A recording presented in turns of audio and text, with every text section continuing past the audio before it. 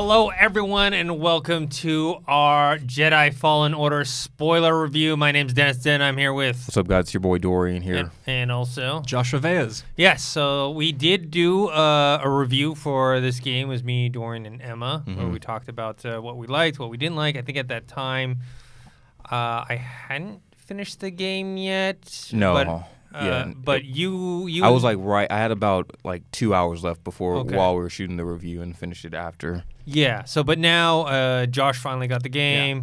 You finished. I think you finished it first, right? Yeah. I sped through it. It was ridiculous because right after we did the review, I was like, all right, let me see how much I actually had. And once I sat down and finished it, I was like, fuck. If I would have just put in a couple more hours right before the our actual review, then I would have been finished. But yeah, I finished that day. Okay. Well, let's start with Josh. And what are your thoughts? Because we've been talking about this game for a while. I loved it. First of all, to talk about is the difficulty levels. I know that a lot of people complain. There were complaints on both sides. People saying that it was too difficult, as well as people saying it was too easy. How is it too easy if you can go up to whatever? Was it Grandmaster? Grandmaster? Yeah, Grandmaster. I had people play it on that mode and complain about the easiness.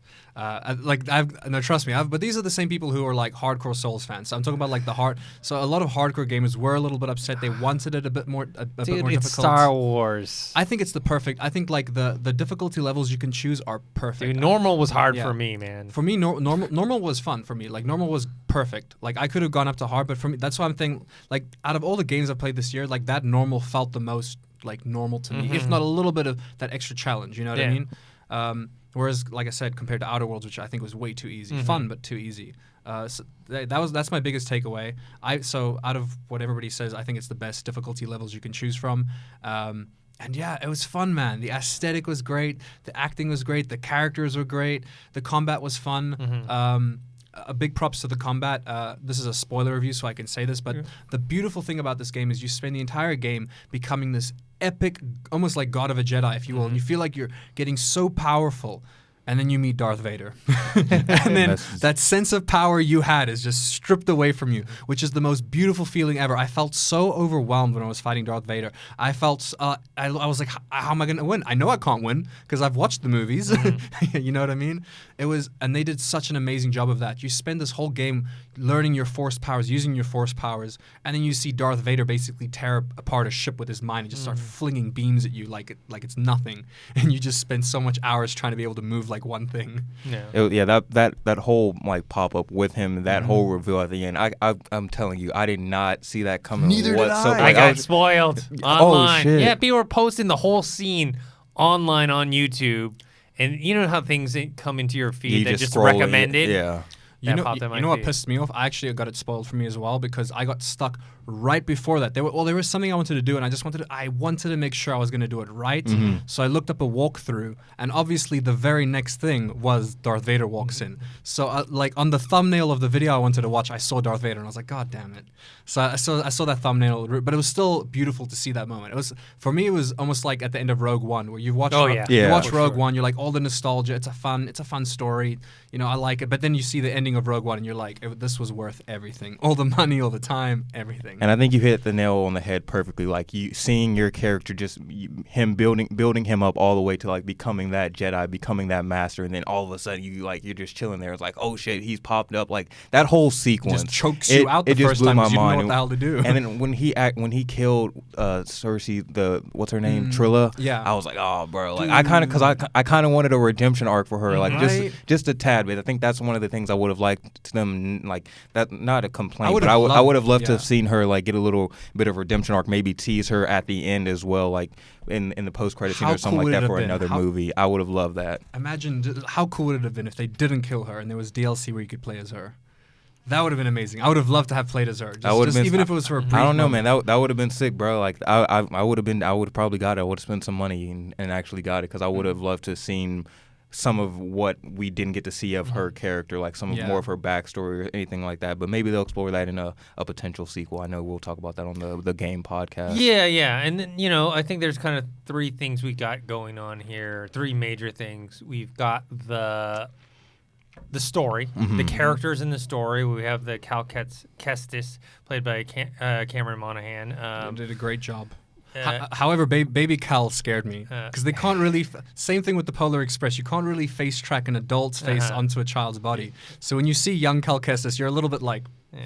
Hey, but Frank's deep face though for baby Anakin, that looks great. Baby Leo, he looks really good. That looks really good. Yeah, if anyone wants to see what Leonardo DiCaprio would look like as Anakin Skywalker in the movies, check out the deep fake on the Collider video. It's actually phenomenal. It's scary. It's scary good. We're getting but like, so you have the story and the characters. That's one big element of it. And then you have the puzzles, right? The puzzles part of the gameplay, and then you have the combat part of the gameplay, right?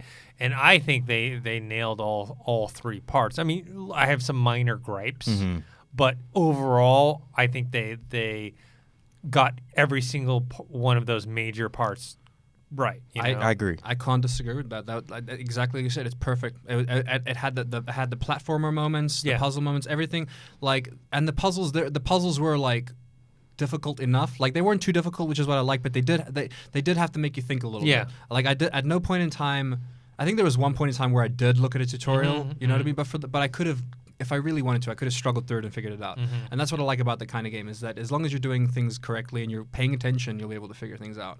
Yeah. And I was able, like, so with thankfully, and I'm glad I didn't have like not saying like looking up tutorials or anything is bad or anything, but thankfully, like, we were in a predicament when we got it, like there were no tutorials or anything. So like when I got frustrated, I would just have to take a step back. I would just sometimes like take a 15-minute break, just breathe, and then just have to like, all right, let me think about it. How would I approach this a different way? And then once you like just take just a little bit of time and just relax and just come back and like do it, you're like, and then you're like, it's how did I not think of this? Yeah, it's more frustrating afterwards. You're like, once you actually solve it, you're like, bro, it was that easy that whole time. So it just about like, I think Mark Fernandez, he had a little bit of issues with how much puzzling there was, but for me personally, I didn't think I thought it was like a decent amount. Like like usually if there's too many puzzles, then I'm checked out of it, because like I got a short attention span. I'm not that smart, so I can't do all these puzzles. How happy were you guys when you got the claw attachment to be able to climb faster? Bro, I was so happy, dude. Like, your speed like almost doubles. I was like, oh, life is so much easier now that I can climb shit. I mean, I like when you got the ability to do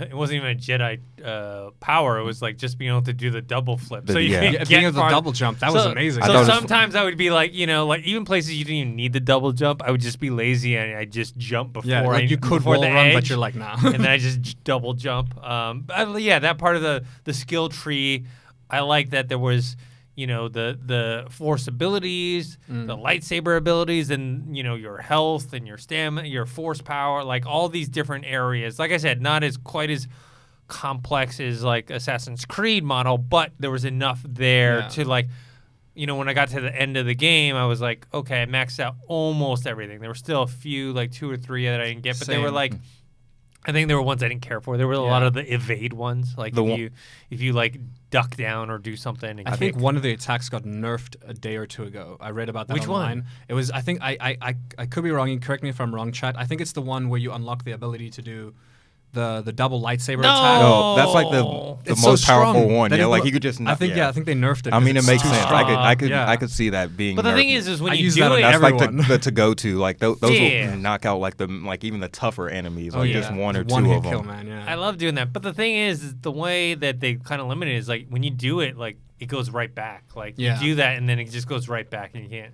You gotta wait. But the thing is, you could just bait any of the people, bait them to come towards you around a corner, and then as they come around the corner, do that. But so it makes sense for them to have nerfed it. I do like they took the best of like a lot of like Souls games, like or like those kind of game mechanics, and made it a bit more approachable for other people. For instance, like the stamina bar, the people every time you meditate, the people come back. Most games usually have a way of explaining why that happens, why the people respawn. This game didn't whatsoever, and I didn't care. I don't think anybody cared. Like it was one of those things where they're like, we're not going to draw attention to it, and therefore you don't even think about it. You know what I mean? It's just like it's a game. You accept it as a game mechanic, and I like that. You know what? It's another game mechanic is dying and coming back to life. That's a game mechanic, exactly. Right? Yeah. So, but I will say that, and I forgot what I was going to say now. My brain just went. Yeah, I mean, we're talking about the combat. We're talking about the puzzles, the platforming. Yeah, I like the platforming mixed with the puzzles. What was the most difficult puzzle you guys ran into? Because I have one. For me, it was the. I guess while you're thinking about it, I guess originally for mine it was early on but we figured it out. I was able to figure it was the one we did at the very beginning when you have to like force push the one of the things to keep it open, and then the wind is blowing it, and then you have it took me a minute to realize like you have to like do the slow motion to like let it come back and then jump on it and then let the wind blow you. I think that was probably the hardest one, but that was one of the earlier ones on. I can't think of any like for me, super difficult ones. There was one that I just got stuck at, which was the middle point. I think it was when you I think it's just before you unlock the double jump or something. But it's like it's one of those ones where you have to like, oh man, I can't. It's the middle point. You have to get a ball. It's around the first time you have to get like the balls onto those like the things to activate it. You have to force push the balls. I had to unlock one of the balls and I couldn't. It was so difficult. The one I got stuck was the Tomb of Mictril. It's hard because there's a Tomb of Ilram, and I couldn't keep attention to which one. Names. This is the one. This is the one where the ball's in like that case in the top. That's the one that I was struggling with. Where that's like, what I'm talking about. I couldn't break it out. I knew like what I needed to do, but what I didn't realize is the magnet thing on the wall. I didn't know. So you had to pick up the you have to like the fire, force pull it towards you, and then push it over there and get it stuck there, and then you know what I mean? Because I just didn't notice. Like, I knew there was magnetism there. I just didn't know it was the wall causing it the whole time. I will say that was one of my most favorite mechanics was the whole force pulling the fire towards you. And then, because there's waterfalls everywhere that can, like, extinguish the fire, and you have to, like, throw it across certain places to get it tied to other. That was a very cool game mechanic. I think that I really enjoyed that part. Yeah. And I just like being able to run on the walls, doing double flips, and then hanging. You know what I mean? And I thought it was funny, like when you're like climbing on a wall or like you're like holding onto a wall or something, you can still do like the double jump like do the little flip right in there. Like I thought it was funny, but like it's not a glitch or anything. But it looked weird because I don't think people they thought people would actually like would do that. But of course you leave it open. I just remembered what I was going to say earlier. Another one of my favorite things about the game is that the relearning things, because obviously he's a Jedi, and it's like the idea of the story approaching it in the case of like being flashbacks. A lot of video games do that, but they really pull it off well with this, where it's like you have the flashback as a youngling or a young Padawan or whatever, and you've got to learn to do wall running. You know what I mean? You have to, and then you realize you're relearning a lot of skills because you've put them away for a while. Exactly. Yeah. No, I like that's probably one of my favorite approaches. A lot of video games do that, but they did it in a very good way that felt like it wasn't a throwaway. It felt like I was learning a lot of story elements as well. And then once it finally got to that major flashback where you incorporate all of the skills that you were learning, like the flashbacks, and then like when the actual call happens and you're running through with your mentor, bro, that whole scene, I think that was one of the like when you guys are like running together, and then like you see him on the other side of the glass and stuff. Oh my God, not only was that just a emotional scene because you've invested in this character and you've like played with him and you've been through all the stages of like him learning all his force powers, but just seeing that whole like story beat play out from like when they actually do make the order and the stormtroopers like turn on him, and he's like, bro, he was like, wait, what? Like I thought we were friends, and then him having to like run and all that. I thought it really fit into that scene in Revenge of the Sith, where they're executing Order 66 and they're killing off like all, and then they do it in this game, and you're like, okay, man, that's crazy. This fits right in there. What I like as well is towards the end of the game, they throw back to that particular scene with your new mentor. There's a very similar scene where you guys are running it together on opposite sides of the wall, and you're seeing her go and like fuck some shit up, which is cool. And I'm so glad that they like actually gave her and let her actually be a badass and show her like show her Jedi-ness, because I thought she was just going to be like the little mentor, be the side like I cut myself off from the power, but actually seeing her wild out, I got scared. She almost got the dark powers, man, dark side powers. I thought they were going to kill her first. Like I was like, bro, don't fucking do that to him. But then when she came back, I was like, all right. That was a cool moment when Darth Vader's about to kill you. I was like, she pops out and like. Oh, hell yeah, all kinds of, and then you guys all have to escape because he's gonna kill you. He's gonna crush you. But before that, when she actually like knighted him to like become a Jedi, another emotional story beat that I was just like, this is a good Star Wars. Like the writers get it. They know Star Wars, and that's coming from me. Like I don't know Star Wars that well, but I fell in like this game. I mean, thrust me into wanting to learn. You went more on about the Twitter splurge. I was watching you on Twitter. You were just like everything was Star Wars from there, dude. It was a whole binge for a week. And honestly, now that I think we've have you seen Rise of Skywalker? I'm gonna be seeing it today. Okay. Yeah. I personally I like the story. I like the story of Jedi Fallen Order as a whole more than I don't know the sequel trilogy in my opinion. It's more straightforward. Yeah. It's more consistent in what it wants to do. Yeah, I would agree with that. I actually enjoy the new trilogy. But, I do too, but this is a much more focused storyline with characters and whatnot. So I didn't like the episode 8. Loved The Force Awakens. You might like 9. I've told people that's exactly online. what I've been told, I made prediction. I said if you like The Force Awakens, you like 9. If you didn't care for 8 but you liked 7, you probably will like 9 because it's my much issue more. with 8 was it was a beautiful movie. I just didn't like the writing behind it. I just didn't like the story, the writing. The story was boring. Let's just say they skip over a lot of 8 stuff. Like some of the stuff that people didn't like in 8, they skip over.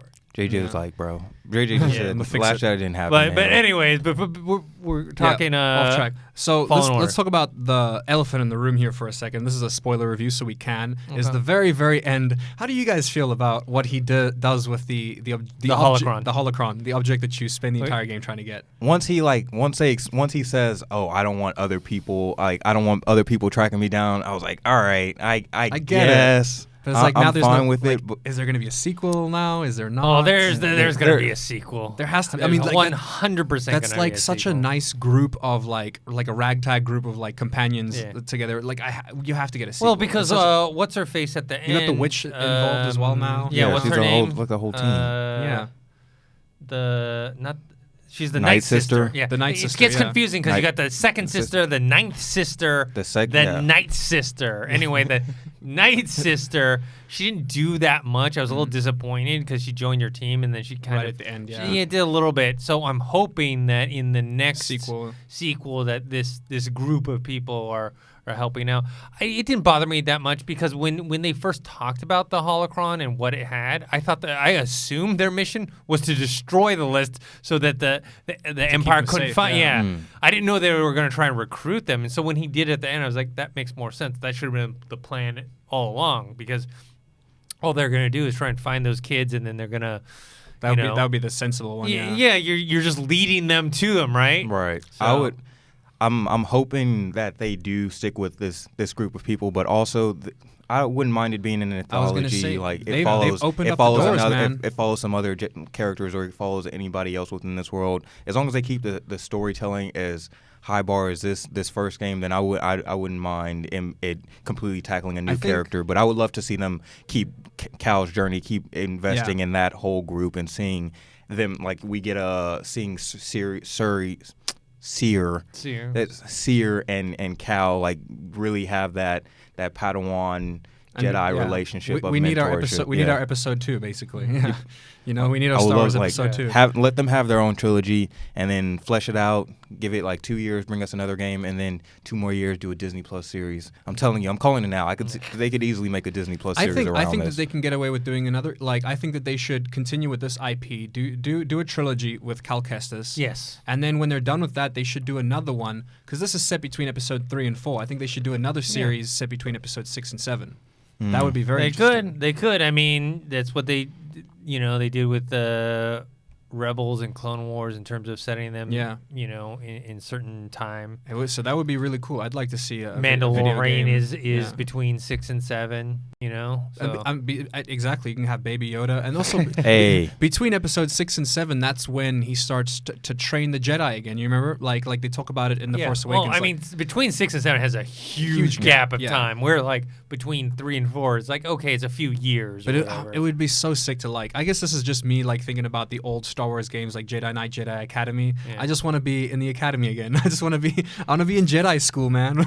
Like it would be interesting, and I saw some theories online. It'd be interesting for the sequel to either like just have Darth Vader be the one like chasing it, like now that he knows you're alive and Seer's alive, like that'd be the main story of him, like just he has a personal vendetta against you now that he knows you got away, so it's just him chasing you down. But also it'd be interesting. I think it'd be cool if I doubt they would do it, but if it lets you in the second one like like actually choose to whether you want to do the dark or light side, because this one is just a straight story. You're going to RPG territory there. I mean, I don't know. I mean, like the Force Unleashed, when you could kind of choose. I haven't played, but the Force Unleashed was cool because you could be both. You could be the dark side and the light side, and you could use both powers, which is cool. You could choose which path you wanted to go down. So I would love for them to do that, because they kind of like they've already introduced it with Seer, that she's been on the dark side. She used the dark side powers, but she's still fighting on the good. They could honestly, in a sequel they could even show us Yoda, man. I thought I was maybe going to see Yoda in Fallen Order because he is in the swamps at this point in time. Okay. In the Star Wars series, he's chilling out, hiding in the swamps. So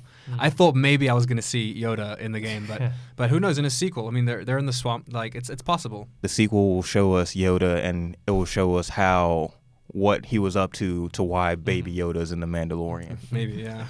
All right, let's talk about some any criticisms. I have some minor ones that didn't really detract too much from the game. They were just annoyances.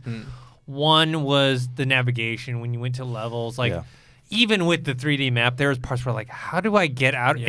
And I'm talking about places I've already been to. I'm just like, where am I going now? Like, is this the right way? Because even on the 3D map, it's not like you can really tell what they are. I guess they did try their best. Yes. I was lucky in the sense of I played a lot of Doom, and Doom has the exact same 3D map. So I was used to working with those. But there were genuinely times where I had to actually like step outside because I would get such a headache. Just like trying to I'll navigate it, but I'll get a headache from trying to navigate it and then memorizing the path I have to go. You know what I mean? Yeah, that was one of my main criticisms, was just learning how to. It took me a minute to learn how to use it in the first place, but once I actually did, there would be on certain planets, I'm like, I'd be trying to zoom in as much as I can. I'm like, where am I in relation to? Am I going the right way? Right. And then I can't remember the name of the planet, but I realized I was walking. I went completely the wrong way, Zepho? and then I looked at the map and I was like, oh man.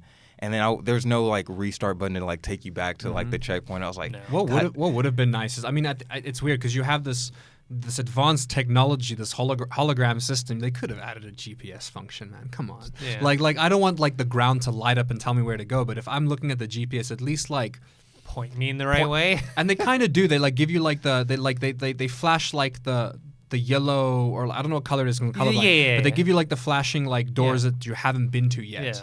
But it's if you've been everywhere, then because there are parts of the game where you have to go back somewhere that you've already been, and then you're like, well, am I going the right way? Exactly, I don't know. You know where to go when you haven't uncovered that area because you just go where you haven't gone yet. But once you're at that level, it's please add a GPS. We have starships. Give me a GPS. And then there was sometimes it would just be confusing, especially if there's a level where there's multiple layers, and it's am I supposed to be up there and we're supposed to go? And how do I get there? Yeah, so that's probably my main, only. And then another issue I had, but this probably was, I haven't touched it in a couple weeks or so, but there were a few glitches here and there throughout, and I think that just happened just because we got it before it was actually released. So they've probably updated the. I fell through the floor once and got stuck. I walked through on the. Wherever you make to go get your lightsaber, when you go when I walked in, it was just completely transparent, completely transparent. It fixed itself after I did a restart, but there were just minor things like that throughout the game for me a little bit. I had zero glitches, but I played the game about a week or two after you, so they probably patched that by then. I had zero glitches. Not major glitches. I fell through the wall once where I had to just. Then at that point, it kept respawning me in that. There were some parts where I was clipping, but I was like, that's normal for video games. Sometimes the camera angles when you're fighting get all messed up and you can't even see where you are. Minor things. I would say also along the lines with the settings, I like the different planets. I like that you had to go back to them again, and how your different powers that you gained would help you get to other areas in the levels. I wish there was more levels. I mean, more planets. I was gonna say my biggest issue is I would have liked some side quests. Yeah. Honestly, I genuinely, and it wouldn't even if it's going back to an area I've already been to before. Just give me a couple new people to fight. That's it. Give me a couple new things to fight. I tried desperately to fight that dragon on the first planet you go to, or whatever the hell that thing is. Because there's a place when you get the double jump, you can get so close to getting onto that ledge. But the game developers did such a good job of making sure that you can never cross that freaking gap.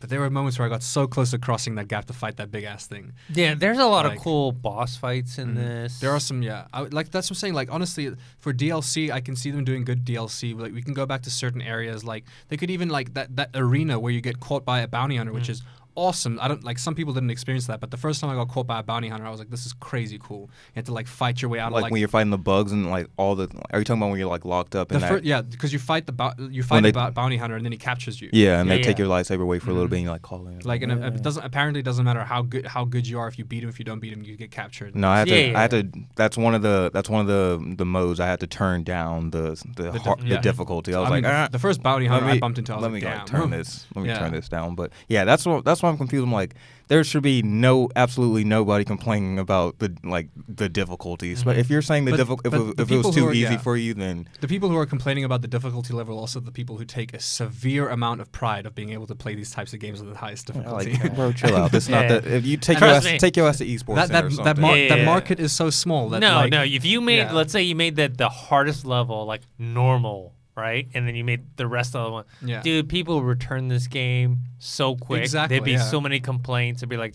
that's what I'm saying. I think it's people wouldn't even pass the first level. They'd be I think it's the perfect difficulty for the middle ground of the people who, because like I said, a lot of people think it's too difficult. A lot of people think it's too easy. I think it's the perfect middle ground. Mm-hmm. Like I think it really is. You know, it's going to get that market of casual gamers and hardcore gamers. You know. Yeah, and in combat, it's enjoyable. I do wish there were more bounty hunters. I would say that because you bump into them a couple times after that first time, but they could have added a couple more bosses. They could have added some DLCs or just some some side missions or like some bounties to go collect or something. Yeah. You know what I mean? Like that would have been cool. You know I always tend to like more RPG-ish type games. So the more you have that, the more freedom, sandboxy that you have. But that's not what this was. This was more like the Uncharted series or Tomb Raider, where it's like here you have a character. There's a story. It's pretty straightforward. You go, through these different locations. I mean, because my second issue with the game kind of coincides with the first one, which was that it was a little too short for me. I don't like long games particularly, but I just really wish that this one was just maybe 2 hours longer. Like I just wanted that extra one more mission or something. And I don't want like a throwaway mission. I want something that's just as fulfilling as all the other missions I've been doing. I wanted one more mission.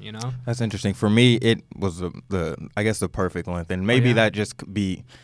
Maybe for me it's different because me and Dennis were like at a rush to like get as much done as you can before the review. But once I like sat back and just looked at it, like it felt like for me, even though like I was like not necessarily rushing through, but like playing as much as I could, it felt like I was like playing a lot. Like I'd sit there for like 6 hours, invest that much time, and still be like, all right, am I getting how much more? Not in a bad way, but it was like, all right, let me see how much, and then I'm like looking, it's like only like chapter 2 or chapter 3, and I'm like, God, how many chapters are where were we at? But by the time like I did hit that mark of getting to the final, like everything played out, I was like, all right, I'm content. I'm satisfied with the game length, and I think it's just because mainly I guess I haven't like played especially I guess this year I haven't played that many 50 plus hour games, so it just felt I was satisfied with it because I was actually putting in that much time.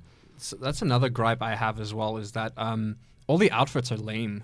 Besides your starting, you're talking about the customization. Your starting outfit is the best outfit. I spent so much time. I will say this: all the lightsaber modifications, sweet, dope, cool, love all of that. The outfits were boring as hell, man. I like the skins for your starship and for BB-1. Those are cool. Sorry, BB-8. BD-1. BD-1. Man, BD-1. wow. There's so many droids. I know. It's DO-1 now. They're like DO. Dio Brando. BB-8. Wait, is it DO or DO-1? It's just DO. I thought it was DO. It might. I don't know. I think I think it's DO. Anyways, but I like the skins for him too. But the actual costumes for Cal Kestis, they could. I mean, it really would not have been that hard to add one Jedi robe to the game.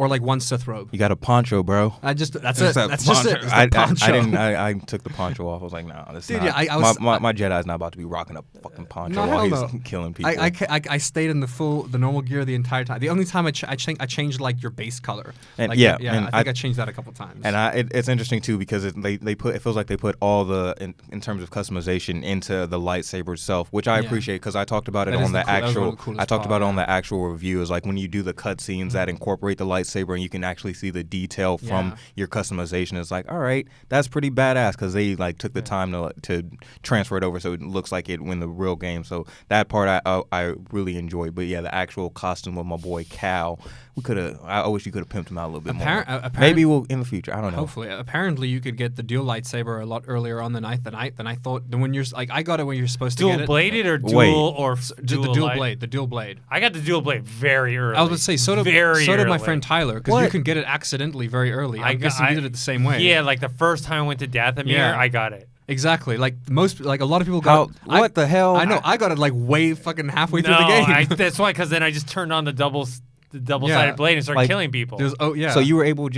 from level 1. From level 1, you had the dual lightsaber. Or are you just talking about the move? Planet. Not the move. It's the when you have two blades. When you spin it and it's like.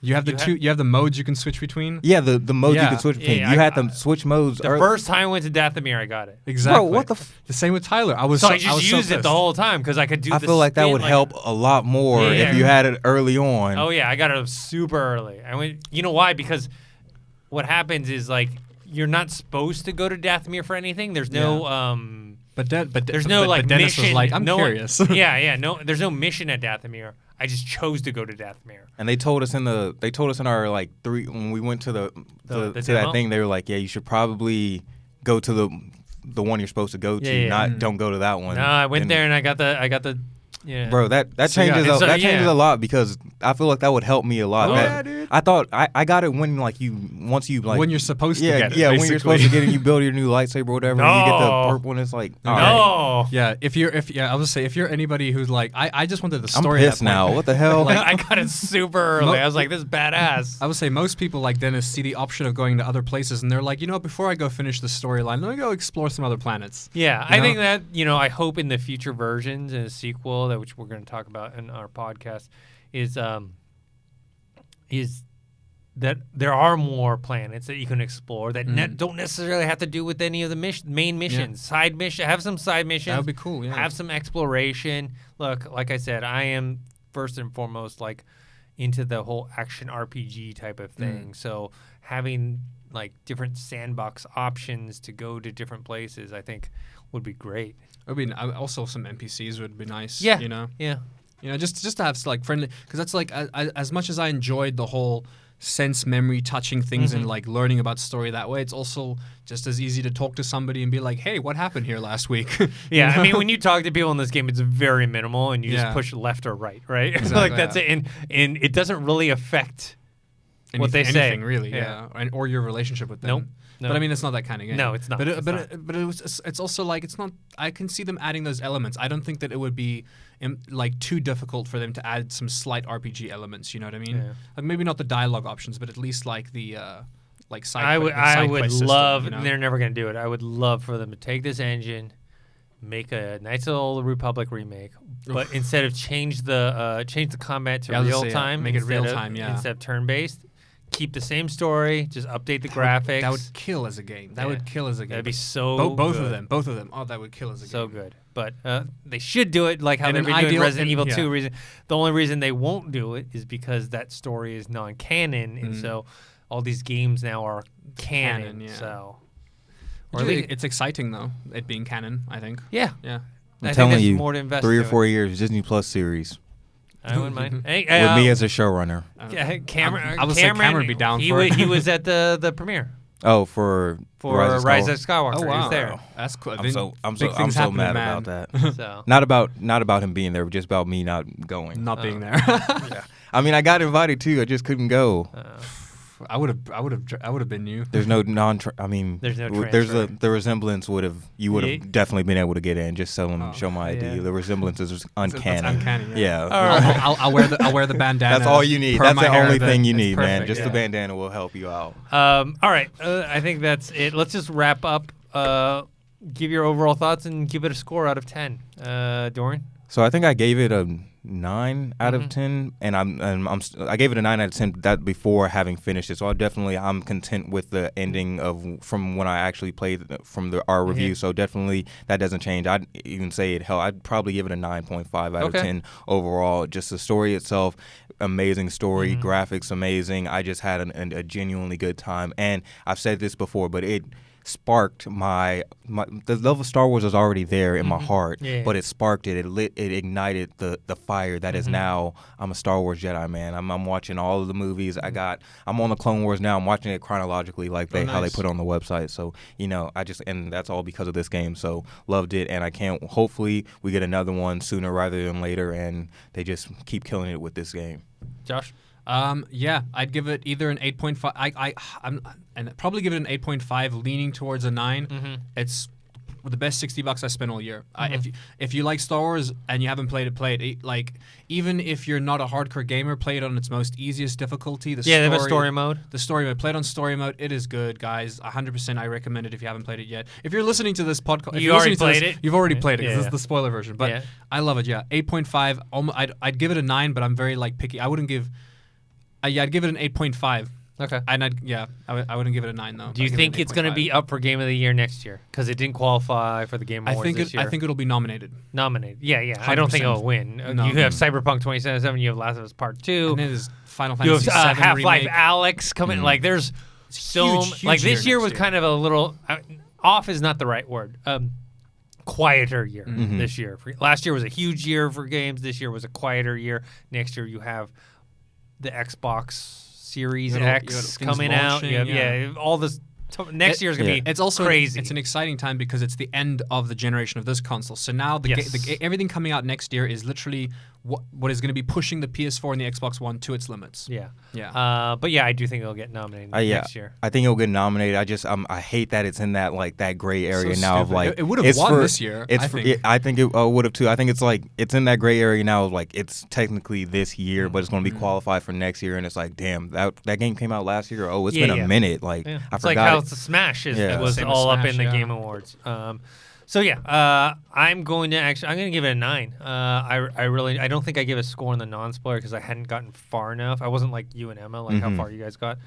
I'm going to give it a 9. I think it hits on the 3 things that we wanted from this game, which was like I said, the story and the characters, which were well acted. The characters were interesting, intriguing. The relationships between the history and lore, it felt like Star Wars, right? And then you had the platforming puzzles, which I found to be challenging, not totally too difficult, but at the same time not super easy. And I liked how you integrated all your abilities in order to solve those puzzles. And then the combat was fun.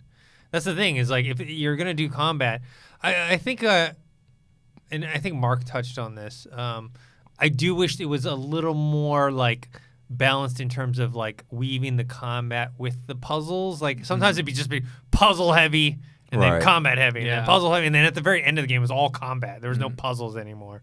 I just kind of wish it was more like that. And like I said before, more places to go, more things to do. Out of all the Star Wars games I've played, this one made me feel like a Jedi the most, except for maybe Vader Immortal. Yeah, but this one made me feel this is up there. This is definitely in my top. I mean, it's not my top. Knights of the Old Republic is my favorite Star Wars game ever, but it's up there. Yeah. This is up there. I agree. As someone who's played Qatar as well, it's up there with Qatar. Yeah.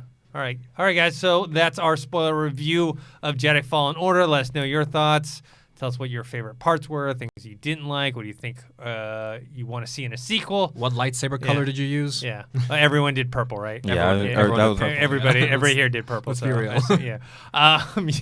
So you guys make sure to subscribe to this channel, youtube.com/collidergames. Also subscribe to our Collider Factory feed. That's our podcast feed. And stay tuned for us every single week.